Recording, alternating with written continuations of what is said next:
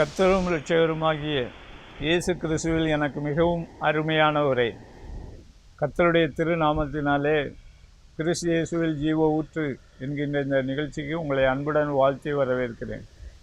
கர்த்தர் நல்லவர், அவரது கிருபை இரக்கம் என்றும் உள்ளது. இந்த நாளிலும் நம்முடைய சற்று நேர தியானத்திற்கென்று கர்த்தராகிய தேவனுடைய ஆவியானவர் கொடுத்திருக்கிற ஒரு திருவசனம், அது நீதிமொழிகள் 20வது அதிகாரம் 29வது திருவசனம். நீதிமொழிகள் 20:29. வாலிபரின் அலங்காரம் அவர்கள் பராக்கிரமம், முதிர் வயதானவர்களின் மகிமை அவர்கள் நரை. பிரியமானவர்களே, இந்த திருவசனத்திலே கர்த்தருடைய ஆவியானவர் வாலிப மக்கள் அவர்கள் பராக்கிரமசாலிகளாக இருக்க வேண்டும் என்று ஆவியானவர் விரும்புகிறார். பாருங்கள், கர்த்தர் நம்மிடத்திலே அதை எதிர்பார்க்கிறார். நாம் பராக்கிரமசாலிகளாக இருக்க வேண்டும் என்று கர்த்தராகிய தேவனுடைய ஆவியானவர் விரும்புகிறார். அதே நேரத்தில் ஒரு திருவசனம் இப்படியாக குறிப்பிடுகிறது, பலத்தினாலும் அல்ல பராக்கிரமத்தினாலும் அல்ல, என்னுடைய ஆவியினாலே ஆகும். ஆகவே நாம் ஒரு பக்கம் கர்த்தருக்குள்ளே பராக்கிரமசாலிகளாக இருக்கும்படிக்கு தேவனால் அழைக்கப்பட்டிருக்கிறோம். மற்றொரு பக்கம் அந்த பராக்கிரமத்தினால் அல்ல, ஆவியானவராலேயே சில காரியங்கள் இல்லை, எல்லா காரியங்களும் வாய்க்கும் என்பதை நாம் புரிந்து கொள்ள வேண்டும். இந்த ரெண்டுக்கும் நடுவில் உள்ள வித்தியாசத்தை நாம் புரிந்து கொள்வது அது தேவ அனுக்கிரகம். ஆகவே நாம் கவனத்தோடு ஜெபத்தோடு ஆண்டவராகிய இயேசு கிறிஸ்துவின் முகத்தையே நோக்கி பார்த்தவர்களாக ஜெபத்தோடு அமர்ந்திருப்போம். கர்த்தர் நம்மோடு கூட இடைபட போகிறார். கவனமாய் கேளுங்கள். ஆண்டவர் நிச்சயமாக நம்மோடு இந்த நாளிலே இடைபட போகிறார்.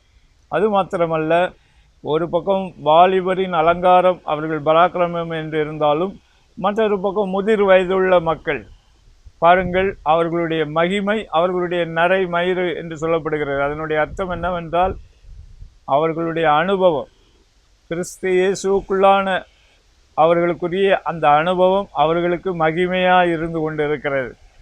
ஆகவே வாலிப பிள்ளைகள் முதிர் வயதுள்ளவர்களையும் கர்த்தருக்குள்ளே மதித்து நடந்து கொள்ள வேண்டும். அதே நேரத்தில் ஒரு மகள் பராக்கிரமசாலியாக இருக்கும் பொழுது கர்த்தராகிய தேவனோடு எப்படி நம்மால் நடக்க முடியும் என்பதை குறித்து தான் இந்த நாளிலே நாம் தியானிக்க போகிறோம். ஆகவே ஜெபத்தோடு கவனமாய் மடுப்போம். கர்த்தர் நம்மை ஆசீர்வதிப்பாராக. முதலாவது, கர்த்தரை குறித்ததான ஒரு வெளிப்பாடு நமக்கு அவசியம். சங்கீதம் 24:8 சொல்லுகிறது, அவர் மகிமையின் ராஜா, அவர் பராக்கிரம செய்யக்கூடிய கர்த்தர், அவர் யுத்தத்தில் வல்லவர், யுத்தத்தில் பராக்கிரமசாலி, அவர் அந்த யுத்தத்தை திருப்புகிறவர். ஆகவே நாம் அவரை பற்றியதான ஒரு வெளிப்பாடுகளிலே புரிந்து கொள்ளுதலிலே நாம் இன்னும் வளர வேண்டும் என்று ஆவியானவர் விரும்புகிறார். பிரியமானவர்களே, முதலாவதாக நாம் அவரை அறிந்து கொள்ள வேண்டும். முழு வேதாகமத்திலும் அவரை குறித்ததான வெளிப்பாடுகளினால் நிரம்பி இருக்கிறது.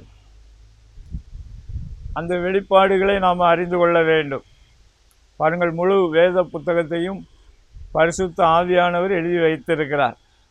நாம் பரிசுத்த ஆவியானவருடைய அபிஷேகத்தை பெறும்போது இந்த வேத புத்தகத்தில் உள்ள அதிசயங்களை பார்க்கும்படிக்கு, கர்த்தாவே என் கண்களை திறந்தருளும் என்று ஜெபத்தோடு வாசிக்கும் பொழுது அந்த மகிமையின் ராஜாவை குறித்து, அந்த மகிமையின் கர்த்தரை குறித்து, அந்த மகிமையின் பிதாவை குறித்து, அந்த மகிமையின் தேவனை குறித்து நம் ஒவ்வொருவருக்கென்றும் கர்த்தர் வைத்திருக்கிற அழைப்பு தெரிந்து கொள்ளுதலுக்கு தக்கவாறு நாம் அவரை அறிந்து கொள்ள முடியும். பிரியமானவர்களே, அவரை அறிந்து கொள்வது தான் நம்முடைய வாழ்க்கையிலே நாம் கர்த்தருக்கு ஏற்ற பராக்கிரமசாலிகளாக நாம் வளருவதற்கு, விளங்குவதற்கு, பிரகாசிப்பதற்கு, கர்த்தருடைய மகிமைக்காக பலன் கொடுக்கிறவர்களாக, கனி கொடுக்கிறவர்களாக இருக்க அது போதுமானதாக இருக்கும் என்று சொல்லி ஆவியானவர் இந்த நாளிலே திட்டவட்டமாக பேசுகிறார். ஸ்தோத்திரம். இந்த நாளிலே இந்த செய்தியை கேட்டுக்கொண்டு இருக்கிறவர்கள் வாலிபர்களாக இருந்தாலும் சரி, முதிர் வயதுள்ள மக்களாக இருந்தாலும் சரி கவனமாய் செவி கொடுப்போம்.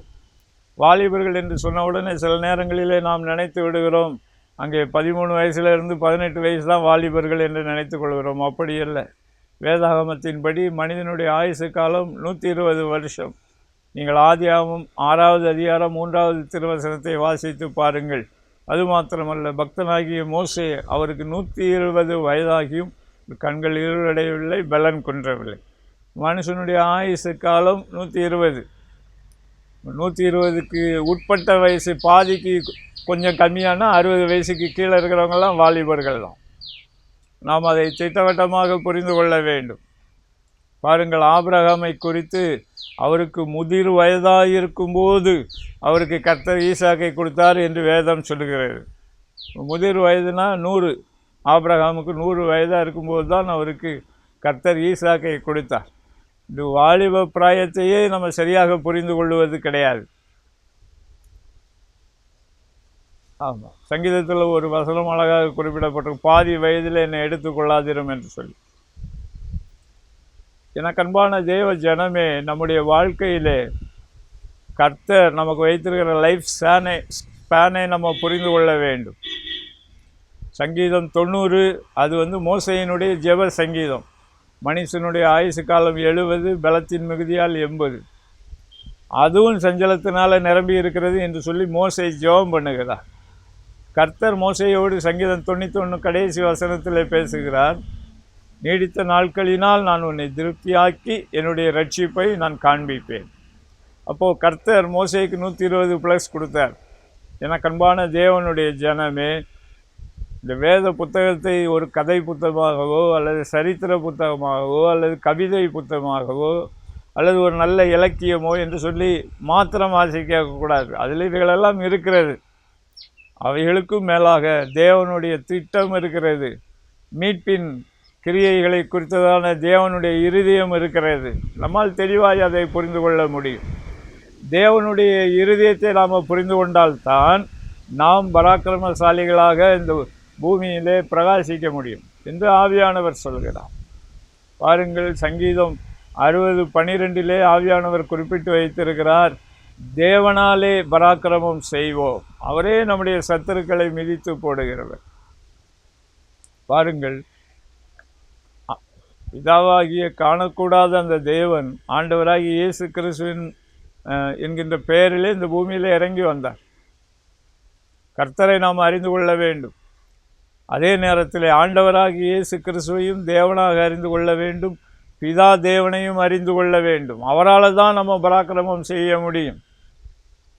பாருங்கள், சங்கீதக்காரனுக்கு இந்த 2 அனுபவங்களும் இருந்தது.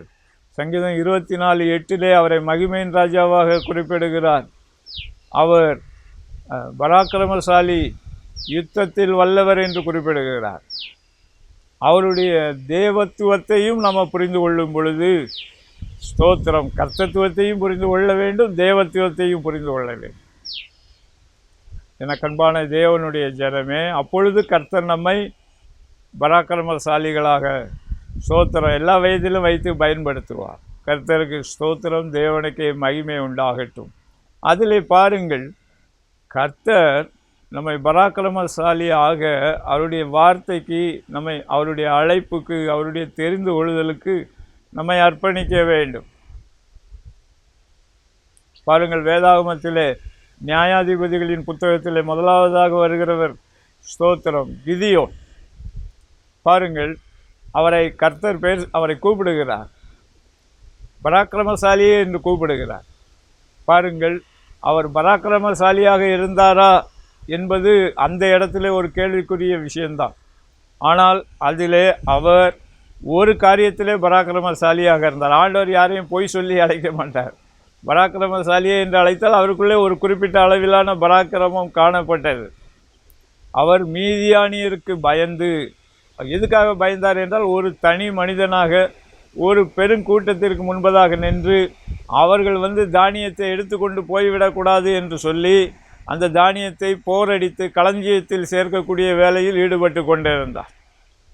இன்று வாலிப சமுதாயமாக இருந்தாலும் சரி, அல்லது நடுத்தர வயதாக இருந்தாலும் சரி, அல்லது முதிர் வயதாக இருந்தாலும் சரி, நாம் கர்த்தர் நமக்கு கொடுத்திருக்கிற கடமைகளிலே கண்ணும் கருத்துமாக விழிப்போடு தெளிந்த புத்தியோடு சுறுசுறுப்போடு நிதானத்தோடு கடமையாற்றுகிறவர்களாக இருந்தால் அதான் முதல் பராக்கிரமம்.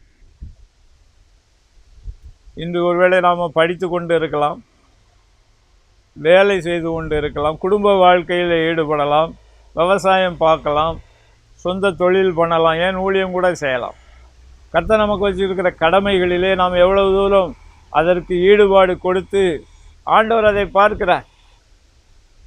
புதிய ஏற்பாட்டில் ஆண்டவர் சொல்கிறார், ஊழியக்காரர்களிடத்திலே சொல்கிறார், நீங்கள் சொன்ன வேலையை செஞ்சுட்டு திரும்பி வந்து நாங்கள் எங்கள் கடமையைத்தான் செய்தோம், அப்பிரயோஜனமற்ற ஊழியக்காரர்கள் என்று சொல்லுங்கள் என்று சொல்லுகிறார். எனக்கு அன்பான தேவனுடைய ஜனமே, இன்று நம்முடைய வாழ்க்கையிலே கர்த்தர் நமக்கு வைத்திருக்கிற கடமைகளிலே நாம் எவ்வளவு பொறுப்புணர்வோடு நடந்து கொண்டு இருக்கிறோம் யோசித்து பார்ப்போம். அப்பொழுது கிதியோனை கர்த்தர் அழைக்கிறார். பராக்கிரமசாலியை கர்த்தர் உன்னோடு இருக்கிறார் என்று சொல்லி சந்தோஷமாய் குறிப்பிடுகிறார்.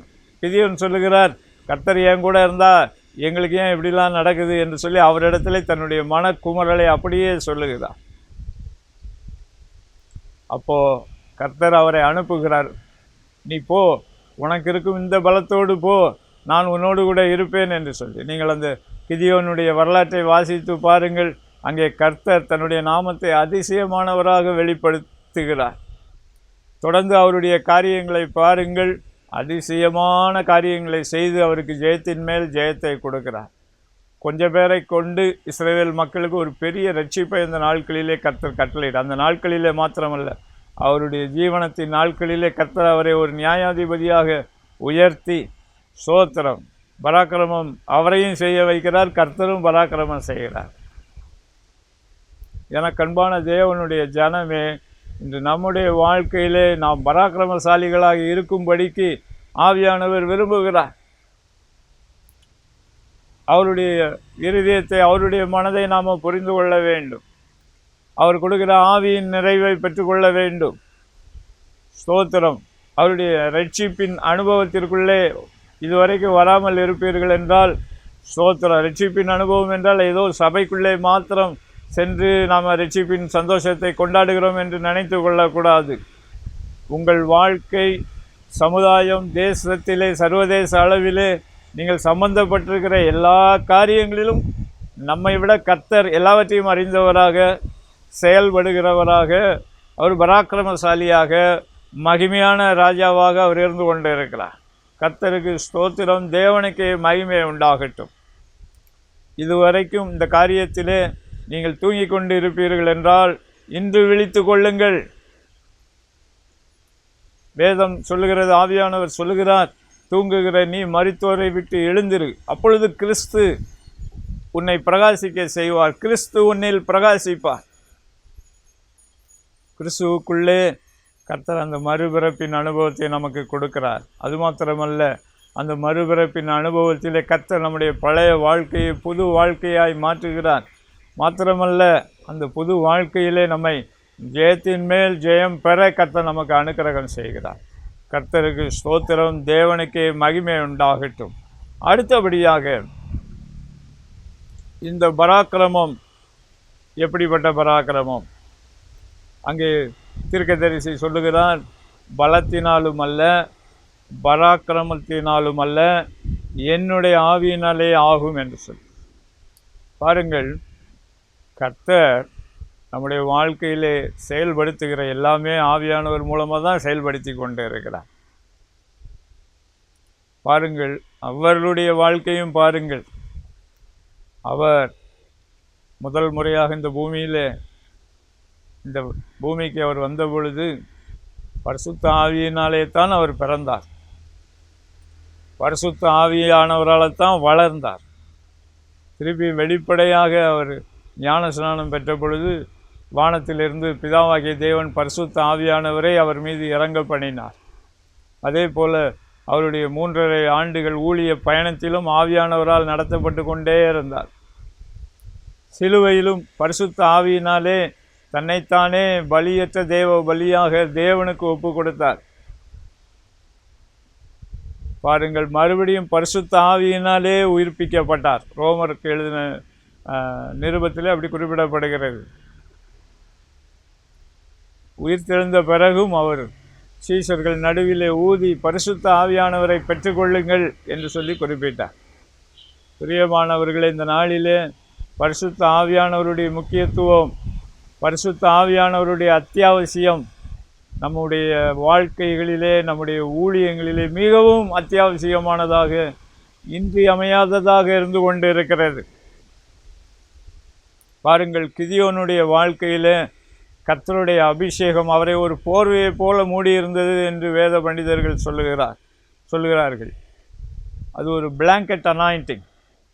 அது காணக்கூடிய விதத்திலே tangible presence of the holy spirit அவரை முற்றிலுமாக அவருடைய ஆழ்தத்துவத்தினை சுற்றிலும் அவர் ஆட்கொண்டிருந்தார் என்று குறிப்பிடப்படுகிறது. பாருங்கள், எப்படி ஒரு விண்வெளி வீரன் அவன் வான மண்டலங்களுக்கு போகும்போது அதுக்குன்னு ஒரு ஸ்பேஸ் சூட் வைத்திருக்கிறான். அதை போட்ட உடனே அவள் அங்கே ஆக்சிஜன் இருக்காத இடங்களிலும் அவரால் நடக்க முடிகிறது.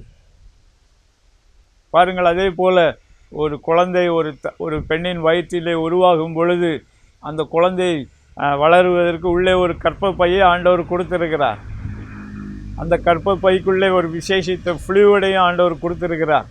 அந்த குழந்தை மூச்சு விட சிரமம் இல்லாமல் அது தன்னுடைய இருப்பிடத்திலே அது அந்த கர்ப்ப காலத்திலே அழகாக வளருகிறது.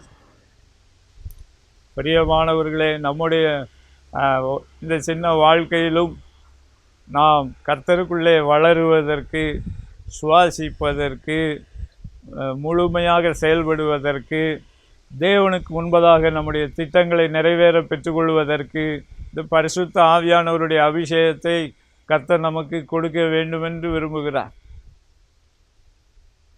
ஆண்டவராகிய இயேசு கிறிஸ்துவை குறித்து யோவான் ஸ்நானகன் சொன்னார், எனக்கு பின்னாடி ஒருத்தர் வருகிறார், அவர் உங்களுக்கு ஆவியினாலும் அக்கினியினாலும் அபிஷேகம் கொடுப்பார் என்று சொல்லி குறிப்பிடுகிறார்.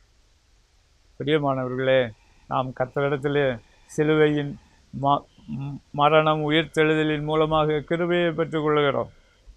தொடர்ந்து அபிஷேகத்தையும் பெற்றுக்கொள்ள வேண்டும். It will make a difference in your life. உங்கள் வாழ்க்கையில் அது ஒரு வித்தியாசத்தை ஏற்படுத்தும்.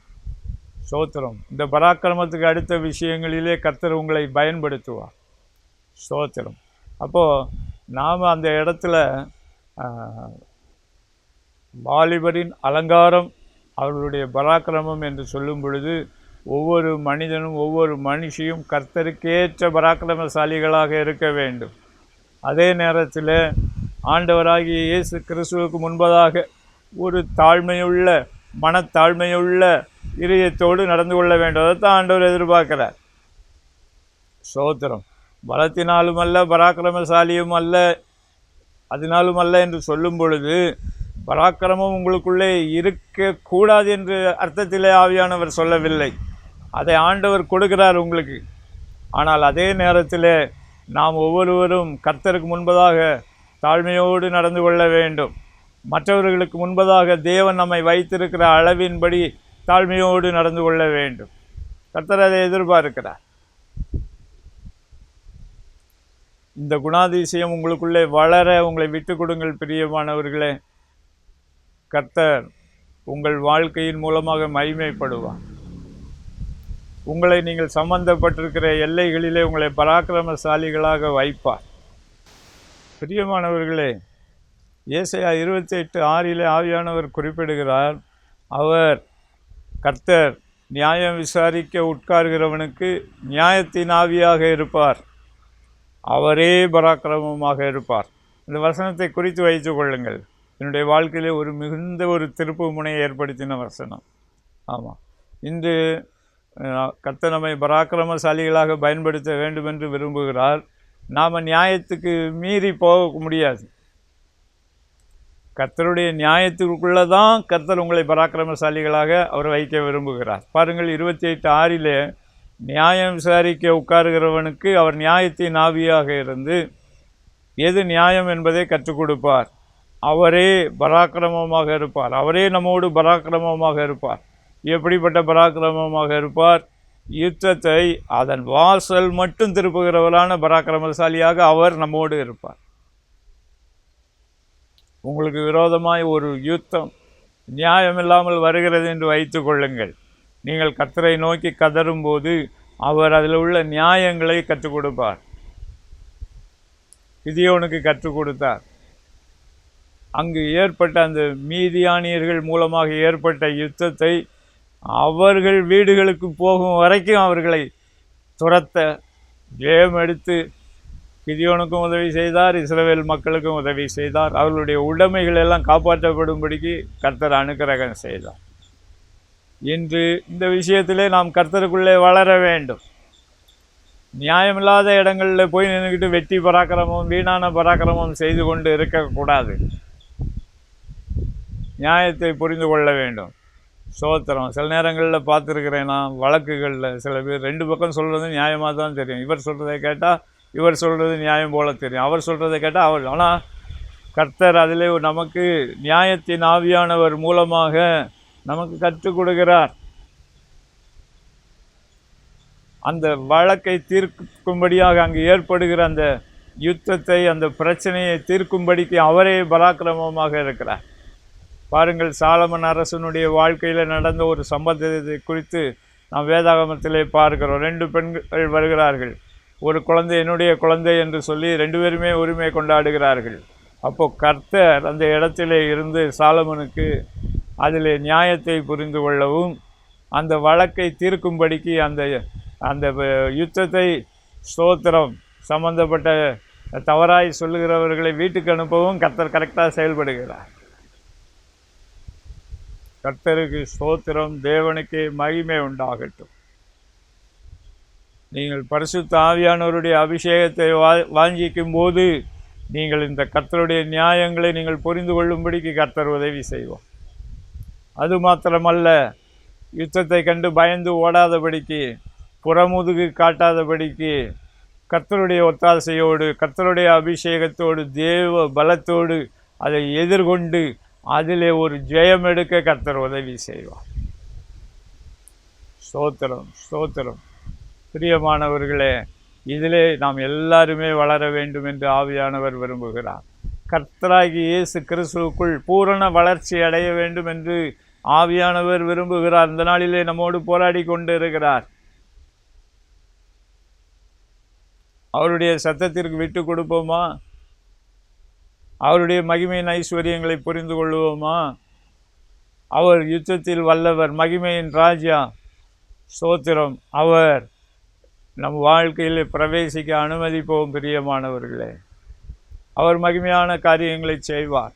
நீங்கள் எந்த வயதில் இருந்து கொண்டு இருந்தாலும் சரி, நீங்கள் சம்பந்தப்பட்டிருக்கிற துறைகளிலே கர்த்தர் உங்களுக்கு ஜெயத்தின் மேல் ஜெயத்தை கொடுக்க வேண்டும் என்று விரும்புகிறார். பராக்கிரமத்தை கொடுக்க வேண்டும் என்று விரும்புகிறார். ஸ்தோத்திரம். நீங்கள் அந்த பராக்கிரமத்தை பெற்றுக்கொண்ட பிறகும் கர்த்தருக்கு மகிமையை செலுத்தி அப்பிரயோஜனமான ஊழியக்காரன் என்று உங்களை தாழ்த்த பழக வேண்டும். ஸ்தோத்திரம். நீதிமொழிகள் புத்தகத்தில் நிறைய இடங்களில் எழுதப்பட்டிருக்கிறது. அங்கே கர்த்தருடைய தனித்தன்மை குறிப்பிடப்படுகிறது. குதிரை இத்தனை நாளுக்கு என்று ஆயத்தமாக்கப்படும், ஜெயமோ கர்த்தரால் வரும். கர்த்தரால் தான் ஜெயம் வரும். சீட்டு குலுக்கி மடியிலே போடப்படும், காரிய சித்தியோ கர்த்தரால் வரும். அதே போல் இங்கேயும் அதே தான். பராக்கிரமத்தின்படியான ஒரு காரிய சித்தி, ஒரு அதிசயமான காரிய சித்தி கர்த்தராலே வரும். கர்த்தருக்கு முன்பதாக தாழ்த்த வேண்டும். ஆமாம், என்னாலே அல்ல ஆண்டவரே, நீங்கள் என்னோடு வந்தால் தான் இந்த காரியத்தில் ஜெயம் கிடைக்கும் என்று சொல்லும் பொழுது கர்த்தர் நம்மோடு நடக்கிறார். நம் இருதயத்திற்குள்ளே உலாவுகிறார். நம் எல்லைகளிலே வெளிப்படுகிறார். ஸ்தோத்திரம். அவருடைய இரட்சிப்பின் அனுபவத்திலே நிலைத்திருக்க வேண்டும். சங்கீதம் 51:12 என்று நினைக்கிறேன். பக்தன் அழகாக சொல்லுகிறார், உம்முடைய இரட்சணியத்தின் சந்தோஷத்தை எனக்கு தந்து உற்சாகமான ஆவி என்னை தாங்கும்படிக்கு செய்யும் என்று அவர் ஜெபிக்கிறார். இந்த இரட்சிப்பின் சந்தோஷத்தை காத்து கொள்ள வேண்டும். ஸ்தோத்திரம். அந்த இரட்சிப்பின் சந்தோஷத்தை விட்டு நம்ம வலது இடது விலகக்கூடாது. சில நேரம் அதை கண்டு காணாமல் மறைத்து வைக்கக்கூடாது. ஆவியானவர் அதை உற்று நோக்கி கொண்டு இருக்கிறார். கர்த்தர் அதை கவனிக்கிறார். இன்று யாராயிலும் அப்படி இரட்சணிய சந்தோஷத்தை, ஒருவேளை நான் கல்லூரிக்கு போகிறேன், இங்கே நான் ரட்சிப்பின் சந்தோஷத்தை மறைத்து வைத்து கொள்ள வேண்டும் என்று நினைக்கக்கூடாது. என்னுடைய கல்லூரி வாழ்க்கையிலே நான் அதை கண்டு காணாமல் தான் இருந்தேன். ஸ்தோத்திரம். என்னோட கல்லூரியில் என்னோடு படித்த ஒரு நண்பர் ஒருவர் மதுரையில் இப்பவும் ஊழியம் செய்து கொண்டு இருக்கிறார். Reverend John Winsley, Madurai AG church pastor. ஆமாம், அனுப்பானடி பகுதியிலே அவர் ஊழியம் செய்து கொண்டு இருக்கிறார். அவர் படிக்கிற காலத்திலேயே, கல்லூரி காலத்திலேயே அவர் நல்ல ஸ்பிரிச்சுவலாக இருப்பார். ஆமாம், கல்லூரி நிகழ்ச்சிகளிலே பாட்டு பாட சொன்னால் அவர் கிட்டாரை எடுத்துகிட்டு அழகாக கிறிஸ்தவ பாடல் பாடுவார். கர்த்தருக்கு ஸ்தோத்திரம், தேவனுக்கே மகிமை உண்டாகட்டும். இன்று அவர் கர்த்தரால் பயன்படுத்தப்படுகிறார். நான் கல்லூரி வாழ்க்கையை முடித்து ஒரு 2 ஆண்டுகள் கழித்து கர்த்தருக்குள்ளே வந்தேன். கர்த்தர் இப்பொழுது என்னை பயன்படுத்தி கொண்டு இருக்கிறார். கர்த்தருக்கு ஸ்தோத்திரம், தேவனுக்கே மகிமை. Any place, school, college, work place, ஸ்தோத்திரம். பொலிட்டிக்கல் ஏரியா, ஸ்தோத்திரம். எந்த பகுதியிலும் கர்த்தரை கண்டும் காணாமல் நடந்து கொள்ளாதிருங்கள். அவர் அங்கே நம்மோடு இருப்பார். நம்முடைய முகங்களை பிரகாசிக்க செய்வார். நீங்கள் கர்த்தருக்காக நிற்கும்போது அவர் உங்களுக்காக நிற்பார், நிச்சயமாக நிற்பார். இது உண்மையான வார்த்தை. ஸ்தோத்திரம். அடுத்தபடியாக நம்முடைய வாழ்க்கையிலே ஆவியானவர் நம்மை பிசாசை ஜெயிக்கும்படிக்கு அழைத்திருக்கிறார். 1 யோவான் 2வது அதிகாரத்திலே வாசித்து பாருங்கள். அங்கே ஆவியானவர் அழகாக சொல்லுகிறார், பிதாக்களே, நீங்கள் ஆதி முதல் அறிந்திருக்கிறபடியினால், கர்த்தரை அறிந்திருக்கிறபடியினால் உங்களுக்கு எழுதுகிறேன். இன்று வயசாக கர்த்தராகிய தேவனை அறிந்து கொள்ள வேண்டும். கிறிஸ்துவற்ற வாழ்க்கை எம்டி லைஃப், யூஸ்லெஸ் லைஃப், நித்தியத்துக்கு தொடராத வாழ்க்கை. புரிந்து கொள்ள வேண்டும். பிதாக்களுக்கு ஆவியானவர் சொல்கிறார். பிள்ளைகளுக்கு என்ன சொல்லுகிறார்? வாலிபரே, நீங்கள் பொல்லாங்கனை ஜெயித்தபடியினால் உங்களுக்கு எழுதுகிறேன் என்று குறிப்பிடுகிறார். ஸ்தோத்திரம். இன்று நாம் எந்த பகுதியில் இருந்து கொண்டிருந்தாலும் we have to stand for Christ and win the battle for Christ. கர்த்தருக்காக, கிறிஸ்துவுக்காக ஜெயம் எடுக்க வேண்டும். பிசாசை ஜெயிக்க வேண்டும். பிசாசை மாத்திரமல்ல, யோவான் 16வது அதிகாரத்திலே 33வது வசனத்திலே ஆண்டவராகிய இயேசு கிறிஸ்து குறிப்பிட்டார், திடன் கொள்ளுங்கள், நான் உலகத்தை ஜெயித்தேன். பிசாசையும் ஜெயிக்கணும், உலகத்தையும் ஜெயிக்கணும். இது உங்கள் மேலேயும் என் மேலேயும் கர்த்தர் வைத்திருக்கிற கடமையாக இருக்குது. அதை தேவ பலத்தினால் தான் செய்ய முடியும். கர்த்தரோடு நடக்கும்போது தான் அதை பெற்றுக்கொள்ள முடியும். எனக்கன்பான தேவனுடைய ஜனமே, நாம் இன்னும் கிறிஸ்து இயேசுக்குள்ளே வளர வேண்டும். இப்போது பெற்றிருக்கிறதை குறித்து திருப்தி அடைஞ்சு விட்டுறாதீங்க.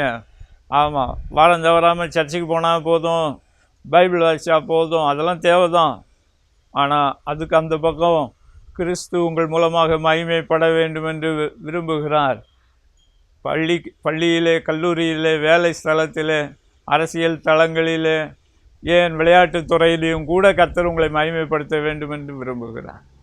இப்போ எனக்கு தெரியும் வாலிப பிள்ளைகள், ஆமாம், எனக்கு தெரியும் ஒரு புற மதத்திலேருந்து ஆண்டவரை ஏற்றுக்கொண்ட ஒரு சகோதரி, அவர்களுக்கு படிப்பறிவு ரொம்ப கம்மி. தேவ கிருபையினால் ரட்சிக்கப்பட்ட பிறகு அவர்கள் 10th எழுதி, அதுக்கப்புறம் +2 எழுதி, அதுக்கப்புறம் காலேஜ் அவர் கரஸில் படித்து, ஈவினிங் காலேஜில் படித்து, இன்றைக்கி ஒரு அரசாங்க உத்தியோகத்தில் கர்த்தர் வைத்திருக்கிறார். தேவனுக்கே மகிமை உண்டாகட்டும். எனக்கன்பான தேவனுடைய ஜனமே, விழித்து கொள்ளுங்கள். ஆண்டவராகிய இயேசு கிறிஸ்து சிலுவையிலே மரித்து உயிர்த்தது எதற்காகவென்றால், நீங்கள் பராக்கிரமசாலிகளாக இருக்க வேண்டும் என்பதற்காக. ஸ்தோத்திரம். இந்த கிறிஸ்மஸ் காலத்திலே அவர் இம்மானுவேல் என்பதற்கு தேவன் நம்மோடு கூட இருக்கிறார். தேவனாலே நீங்கள் பராக்கிரமம் செய்வீர்கள். கர்த்தர் உங்கள் எல்லைகளில் இருக்கக்கூடிய தீங்குகளை, பொல்லாங்கனை அப்புறப்படுத்துவார். உங்கள் இருதயத்திலிருந்தும் அப்புறப்படுத்துவார். நாம் கண்களை மூடி ஆண்டவரை நோக்கி பார்ப்போமா? இருக்கிற இடங்களிலே ஆண்டவருக்கு நன்றி சொல்லுங்கள். வாலிபரின் அலங்காரம் அவர்களுடைய பராக்கிரமம். இன்று உங்களுடைய அலங்காரம் எப்படி இருந்து கொண்டு இருக்கிறது? நீங்கள் வாலிபர்களாக இருக்கலாம், அல்லது வயதில் இருக்கிறவர்களாக இருக்கலாம், அல்லது முதிர் வயது உடையவர்களாக இருக்கலாம். உங்களுடைய பரிசுத்த அலங்காரம் எப்படி இருந்து கொண்டு இருக்கிறது? பராக்கிரமம் என்று சொல்லிவிட்டு அருவருப்பான, தவறான, தாறுமாறான காரியங்களை செய்து கொண்டு இருக்கிறீர்களா? ஆவியானவர் இந்த நாளிலே நம்மை அன்போடு அழைக்கிறார், மனம் திரும்பும்படிக்கு அழைக்கிறார். ஸ்தோத்திரம். கர்த்தர் இந்த நாளிலே உங்களோடு இடைபட வேண்டும் என்று விரும்புகிறார். உங்கள் வாழ்க்கையை மறுரூபப்படுத்த வேண்டும் என்று விரும்புகிறார். உங்களுக்கு ஒரு ஜெய வாழ்க்கையை, ஜெயத்தின் மேல் ஜெயத்தை கொடுக்க அவர் விரும்புகிறார். உங்களை பராக்கிரமசாலிகளாக பயன்படுத்த வேண்டும் என்று விரும்புகிறார். ஆண்டவரே, நன்றி சொல்லுகிறோம். ஒவ்வொருவரையும் உடைய பலத்த கரங்களுக்குள்ளே, மகிமையான கரங்களுக்குள்ளே அர்ப்பணித்து ஜெபம் பண்ணுகிறோம். அவருடைய வாழ்க்கையில் இருக்கிற பயம், திகில், கலக்கம், திகைப்புகள் எல்லாம் இயேசு கிறிஸ்துவின் நாமத்தினாலே விலகுவதாக. உங்கள் இரத்தம் தெளிக்கப்படட்டும், உங்கள் அபிஷேகம் இறங்கி வரட்டும். ஆண்டவராகி இயேசு கிறிஸ்து ஆவியினாலும் அக்கினியினாலும் அபிஷேகம் பண்ணுகிறவர். ஒவ்வொருவரையும் நிரப்புவீராக, இடம் கொள்ளாமல் போக மட்டும் நிரப்புவீராக. ஆண்டவரே, ஒரு கிதியோனை கர்த்தர் அவருக்கும் அவருடைய இனத்தாருக்கும் அவருடைய தேசத்தாருக்கும் ரட்சிப்பை கொடுக்கும்படிக்கு அவரை பராக்கிரமசாலியாக மாற்றுவீராக. உங்கள் தயவு இறங்கட்டும், உங்கள் அபிஷேக அக்னி இறங்கட்டும். ஒவ்வொருவர் மீதும் இருக்கிற தவறான நுகத்தடிகள் உடைக்கப்படட்டும். ஒவ்வொருத்தரையும் பிசாசு கட்டி வைத்திருக்கிற அந்த கட்டுகள் அறுபடட்டும். ஆண்டவரே, அவருடைய கண்கள் தெளிவு அடையட்டும். மகிமையின் ராஜாவை, தாவீது மகிமையின் ராஜாவை தரிசித்து ஸ்தோத்திரம். அரசியல் வாழ்க்கையிலும் அவர் எவ்வளவோ யுத்தங்களிலே உம்மாலே ஜெயத்தை பெற்றுக்கொண்டார். அந்த ஜெயத்தின் அக்கினி ஒவ்வொருவர் மீதும் இறங்கட்டும், இப்பொழுதே இறங்கட்டும். அப்பா, அவர்கள் குடும்பங்களிலே இறங்கட்டும், அவருடைய வேலை தொழில்களிலே இறங்கட்டும், சமுதாய பொறுப்புகளிலே இறங்கட்டும், ஊழியத்தில் இறங்கட்டும். ஸ்தோத்திரம். கர்த்தருடைய அபிஷேகம் இறங்கி வருகிறது. கர்த்தர் உங்களை நெருக்கி கொண்டிருக்கிற இருளின் அதிகாரங்களை, வல்லமைகளை சிதறடிக்கிறதாக சொல்லுகிறார். கர்த்தருடைய அக்கினி இறங்குகிறது. நீங்கள் கிறிஸ்துவுக்காக ஸ்தோத்திரம் எழுப்பி பிரகாசிப்பீர்கள் என்று ஆவியானவர் சொல்லுகிறார். ஸ்தோத்திரம். ஆண்டவர் கையில் அர்ப்பணியுங்கள். அவருடைய அபிஷேகம் இறங்கி கொண்டு இருக்கிறது. ஆண்டவருக்கு நன்றி சொல்லி பெற்றுக்கொள்வீர்களாக. கர்த்தர் உங்களை பராக்கிரமசாலிகளாக அழைக்கிறார், இண்டிவிஜுவலாக அழைக்கிறார். நீங்கள் தேவனாலே பராக்கிரமம் செய்வீர்கள். ஸ்தோத்திரம். தேவனுடைய ராஜ்யத்தின் தூதுவர்களாக இருப்பீர்கள் என்று ஆவியானவர் சொல்லுகிறார். அதுக்கு தேவையான வரங்களை கொடுக்கிறார், பலனை கொடுக்கிறார், திறமைகளை கொடுக்கிறார், புதிய தாளந்துகள், நுட்பங்கள், நுணுக்கங்களை கொடுக்கிறார். கர்த்தருடைய மகிமையான கரம் ஒரு சிலரை தொடுகிறது. உங்கள் வாழ்க்கை தேவனால் கனம் பண்ணப்படுகிறது. கர்த்தருக்கு நன்றி சொல்லுங்கள். ஆண்டவரே, உமக்கே சகல துதி கன மகிமையாக இருக்கும். கிறிஸ்தேசுவின் நாமத்தினால் பிதாவே, ஆமேன், ஆமேன்.